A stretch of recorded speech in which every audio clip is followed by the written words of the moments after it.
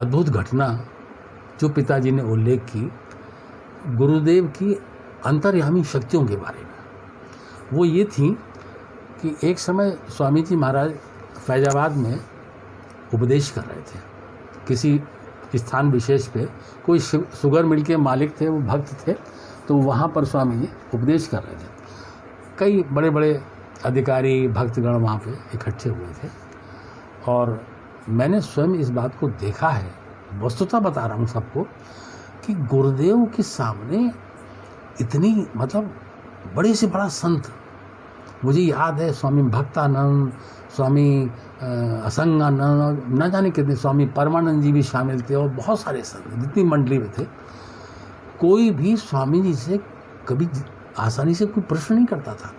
इतना भय था लोगों को कि उनका सामना नहीं करते थे। जैसे प्रणाम किया और धीरे से जाके पीछे बैठते थे। मैंने खुद देखा बड़े बड़े संतों को कि प्रणाम करके जा करके आसन लिया और बैठ गए। और कहीं स्वामी जी ने धोखे से बुला लिया किसी को, फलाने इधर आओ, तो मैंने देखा कि लोगों का अच्छा खासा खून सूख जाएगा तक पता नहीं स्वामी जी क्या पूछ बैठे। ये मैंने स्वयं महसूस किया। उस समय फैजाबाद में जब स्वामी जी विराजमान थे तो पता नहीं उनको क्या ऐसा महसूस हुआ, एकदम से बोले वो तिवारी कहाँ है पिताजी के लिए। तो ये पिताजी को बुलाया गया। अब वहाँ सभा चल रही, वो धीरे से पिताजी से कहते कि वो तेरी गाड़ी वाड़ी किधर है। तो बताया स्वामी शुगर मिल में रखी हुई है, क्योंकि आपके उपदेश चले तो रहना था 2-1 दिन, तो वहीं पे है, तो आप आज्ञा करें। बोले गाड़ी लाओ। अब वहाँ पर पिताजी और कोई भी ये ना पूछ सके स्वामी जी उपदेश चल रहे हैं, थोड़ा आप रुक जाइए। किसी का साहस ही नहीं था। गुरुदेव के मुंह से निकला तो फिर वो तो ऐसे भक्त दौड़ते थे कि जैसे पता नहीं क्या। तो स्वामी जी पिताजी गाड़ी को लगाए, सिंहासन वगैरह उनका स्थापित किया और स्थापित करने के बाद गुरुदेव उसमें बैठे। और बैठने के बाद आत्मानंद फलारी महाराज ने करीब, उस समय 27 का ज़माना था, मेरे अंदाज से 67 या 66 की घटना है ये। उस समय वो वहाँ पर आत्मानंद फलारी ने 250 रुपये करीब पिताजी को दिए। उस समय 2 रुपये, 2.25 रुपये पेट्रोल रहा होगा। ये कह करके कि ये गुरुदेव कहाँ जाएं कुछ पता नहीं, भैया ये पैसे पेट्रोल वगैरह के लिए आप रख लो।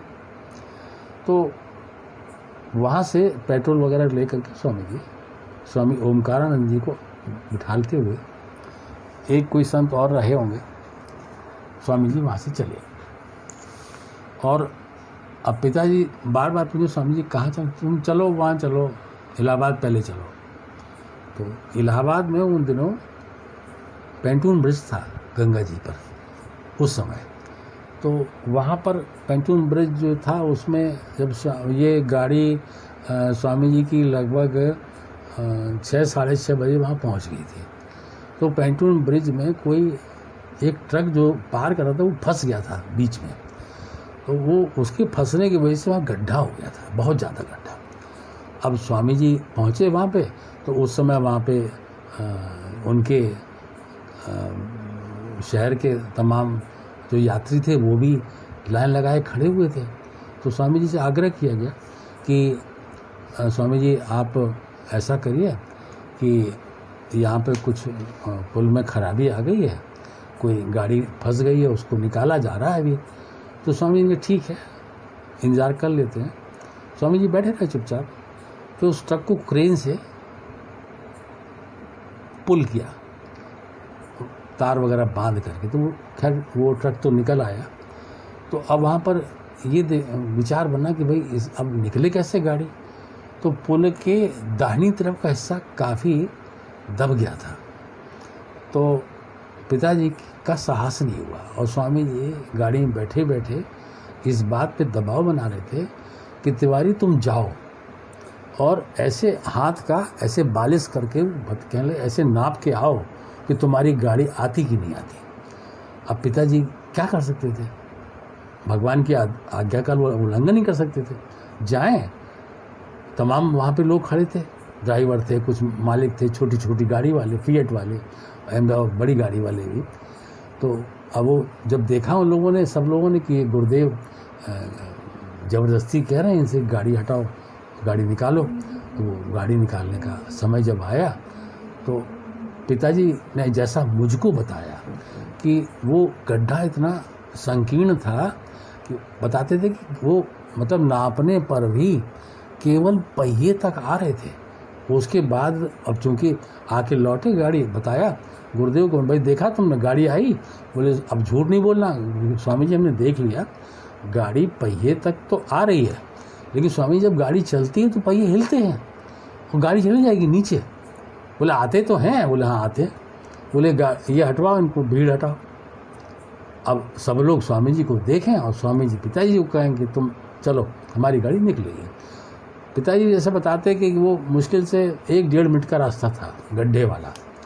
तो अब चूंकि रात होने लगी थी, 7 साढ़े 7 बज गया था, तो ये था कि वो हेडलाइट जला करके बाबूजी ने लोगों को कहा जरा इशारा कर देना हमको जब गाड़ी गिरने लगी। तो वो ऐसे ऐसे करते रहे और जब उन्होंने ऐसे किया तो पिताजी बोले, स्वामी जी बोले, अरे तिवारी तुम गाड़ी रोको मत। तो पिताजी बता रहे थे कि हमने एक्सीलेटर पे पैर रख करके आंखें बंद कर ली कि अब तो जल समाधि गाड़ी की, हमारी, गुरुदेव की, सबकी लग जाएगी। और 1.5 मिनट बाद ही बड़ी ज़ोर से तालियां बजी और गाड़ी को घेर लिया लोगों ने। और जैसे ही घेर लिया तो कोई कह रहा है कि हमारी बेटी स्वामी जी, दामाद, उनका बच्चा बीमार है, हमको बहुत जल्दी जाना है, आप हमको भी निकलवा दीजिए। सबको एक स्वामी जी ने इकट्ठा किया और कहा कि हमको ये बताओ कि इसकी मरम्मत कब तक हो सकती है। सब ने बताया स्वामी जी अब तो रात हो रही है, आज तो नहीं हो पाएगी, अब तो कल 4 बजे तक या 3 बजे तक ये शाम को मरम्मत हो पाएगी। तो स्वामी जी ने सबको आगाह किया कि देखो जब तक मरम्मत ना हो आप में से कोई भी इस पर से गाड़ी मत उतारना।